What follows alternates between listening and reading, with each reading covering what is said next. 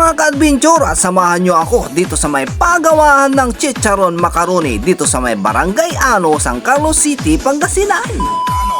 So yun nga mga ka-adventure, andito nga tayo sa may isa pang pagawahan ng chicharon macaroni na matatagpuan lamang dito sa may Sitio Paway, Barangay Ano, San Carlos City, Pangasinan. Pagdating nga natin dito mga ka-adventure ay agad-agad bubungad sa atin ang napakaraming nakabilad na macaroni rito. Ito nga yung bagong bilad mga ka-adventure at ito yung malapit ng iprito. Sobrang lutong na to mga ka-adventure, oh. Tuyong-tuyo na.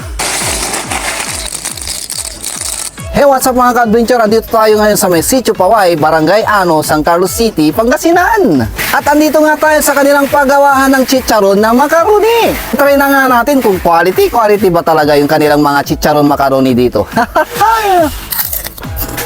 At ang ginagamit nga nila ditong pangluto mga ka-adventure ay yung mga buto na pinagtanggalan ng mais. At ang una nga nilang gagawin mga ka-adventure ay lalagyan ng tubig yung kanilang malaking talyasi. At pag kumulo ng mga ka-adventure, saka na nga ilalagay yung kanilang macaroni. Yes mga ka-adventure, macaroni nga ito at hindi bituka ng baboy. At ito nga ay hahaluhin hanggang sa maluto. At kapag ito'y umalsa ng mga ka-adventure, saka nila ililipat sa may kabilang planggana para hindi ma-overcook. At dito na nga nila makukuha yung tamang pag-alsa ng macaroni. Hindi rin basta-basta ang pagluluto ng chicharon macaroni. Kailangan mo rin tong bantayan para hindi madurog o ma-overcook. So yun ang mga ka-adventure, pagkalamig nga na ng konti, saka na nila ito nilalagay sa may lagayan para mabilad na sa araw. Umabot nga sa libo-libong chicharon macaroni nga ang kanilang binibilad dito araw-araw. At sa ganito nga ang init ng panon mga ka-adventure, ay kailangan din nga nilang samantalahin upang makapagbilad ng napakaraming macaroni para magkaroon sila ng stock bago dumating ang panahon ng tag-ulan. Para kahit tag-ulan na mga ka-adventure ay tuloy-tuloy pa rin ang kanilang mga negosyo. Akala ko nga dati dito mga ka-adventure ay gawa sa bituka ng baboy, hindi kaya ay gawa sa bituka ng manok.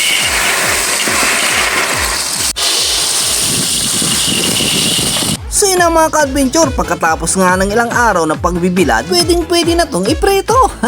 Pansin mo nga mga ka-adventure, nagkukulay golden brown na yung macaroni at lumilipat nga yung kulay nito sa may mantika. Kaya akala mo tuloy umitim na yung mantika. Huwag kang mag-alala mga ka-adventure dahil araw-araw nga sila ditong nagpapalit ng mantika.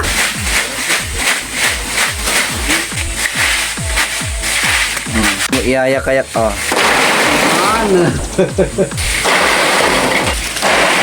Dalam kulobat.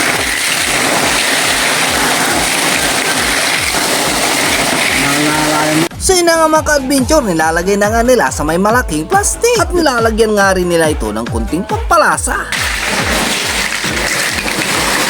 Ay grabe mga ka-adventure, dinig nyo naman, sobrang lutong. Napakasarap nga itong meriendahin mga ka-adventure or papakin, lalong-lalo na pag mayroong suka na may halong sili.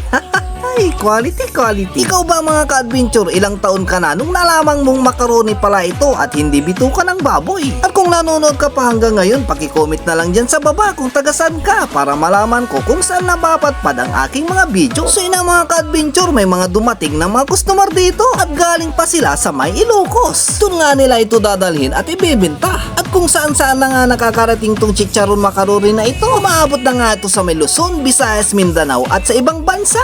Pwede ka rito makabili ng per bundle at mayroong pang tig 50 pesos pa. At hindi lang chicharon macaroni ang bintinali dito, mayroon ding chicharon baboy. Pwede kayong mag-direct o bumili dito. Hanapin nyo lang ang Garcia Family dito sa may Sitio Paway, Barangay Ano, San Carlos City, Pangasinan.